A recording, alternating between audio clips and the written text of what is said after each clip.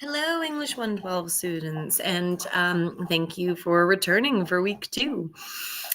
So this week we're going to kind of get the ground running. I apologize for my tardiness on getting the video out. I'm going to try really hard to have the videos out by Monday. However, this week school started and it just got to be a little bit crazy and I wasn't able to sit down long enough to even record. So here we go. Let me go ahead and kind of walk you through the week and then give you a little bit of information on Whitman and Dickinson. All right. So this week, we're going to talk about Emily Dickinson and Walt Whitman, and how to begin researching using literary analysis, and then also how to write about literature. And so the task that you're going to do this week is you're going to do another PDF annotation, a collaborative one on Harmonize. And then you're also going to complete a forum post specific to Emily Dickinson and research. So when you are going to be doing some research, some of these resources are going to be really helpful. So like the student example, which gives some input on like what you need to do to find a peer-reviewed journal for the prompt below, how to research for a forum post, and it kind of walks you through information about how to find research and peer-reviewed journals. And so I know that a lot of people are going to be like, well, ChatGPT will do it. And yes, ChatGPT will do it. However, make sure that you're not going to ChatGPT as your first reference of reference source. Oh, I apologize. My dog's just got that. Okay. So I had to move my computer a little bit.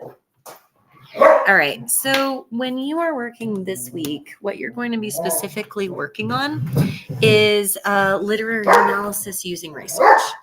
So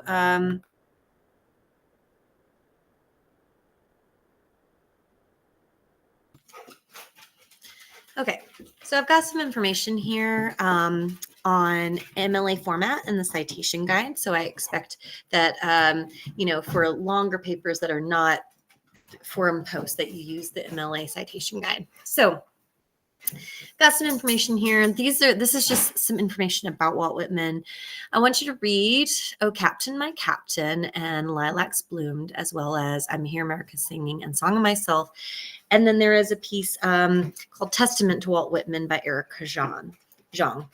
And so in Whitman's poetry, you have this selection here. I felt a funeral in my brain. Some keep the Sabbath and going to church.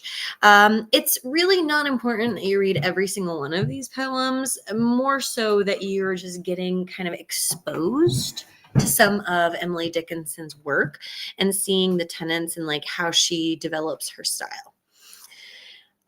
So I've got some kind of information here for background information on both of these authors, and some information here on like a research forum with paragraph templates. So what you're going to do this week is you're going to do a research forum on Emily Dickinson and Walt Whitman. And then you're going to annotate an article that's peer-reviewed about the biblical roots of Emily Dickinson. And so it's a collaborative PDF, like what you did last week. And so you get the engagement score from actually like interacting with your classmates there. So that's what we're going to be doing this week to kind of gear up to kind of start into your first big project that'll be coming up soon. So for now, let's kind of visit Whitman and Dickinson and kind of talk about their writings. Okay.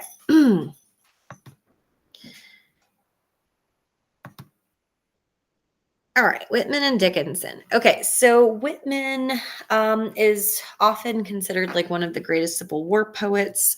He revolutionized the free form and the free verse style, which means just without a poetic structure. And then Dickinson, she was a little bit earlier, but she was a recluse, and so often they're right around the same like general time frame, and they have similar American roots, but they have very different approaches. And so I don't want to spend too much time here, but like this is just a really interesting little letter to Walt Whitman from Ralph Waldo Emerson, who is a famous transcendentalist, because he loved Leaves of Grass so much. And so if you have time, you can check this out on the slide deck.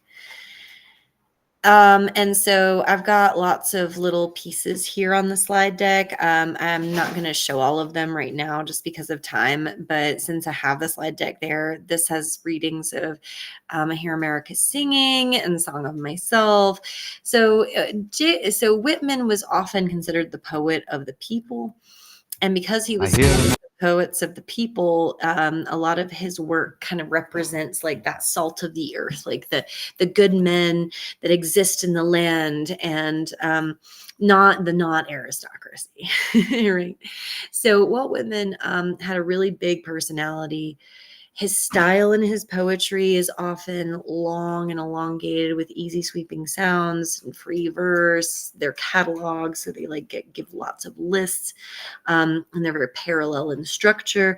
But he doesn't have a specific like rhyme scheme, and he also doesn't have a specific meter or form that he uses. But he uses a lot of alliteration, a lot of assonance, imagery, a lot of onomatopoeia and coda. And so his style is really distinct in that way, because you can see a lot of those patterns, especially sound patterns that are repeated in Whitman's poetry.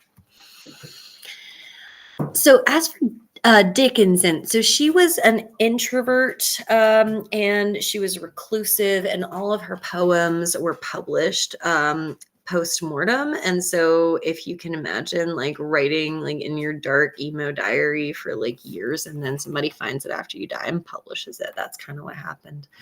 So it's like kind of cringy if you think about it. But she was really prolific, but she never intended her work to be published. And so she wrote a lot about spirituality, death. And so she's got a really distinct style because she uses a lot of metaphors, imagery, but like she's really very well known for dashes. So like especially dashes in between lines. So she and Whitman are both considered like two of the most unique and truly American voices in poetry. And we're going to be gearing up to do some literary analysis for your first writing, and so your first big essay. And so in this case, like I want you to think about like, okay, so there's ballad meter, right, that she uses, which has got that bouncy rhythm, like you are my sunshine, my only sunshine. It's like that. And then you've got slant rhymes. So she uses a lot of slant rhymes like nerve and love or majority in society that are just like not quite there, but close.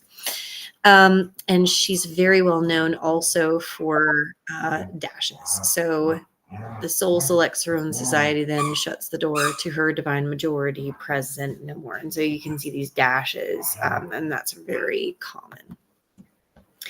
She's also very well known for her use of irony and her use of paradox, like much madness's divinest sense. Okay. So kind of on that note. All right. So I know that there's going to be a lot of really good, interesting interactions on the discussion board. And so I look forward to seeing what y'all have to say. I'm going to be giving you some comments on your work for the week by tomorrow. And just keep tuned, and I'll talk to you soon. And I look forward to seeing what you guys come up with. Shoot me any questions as you have them. Bye.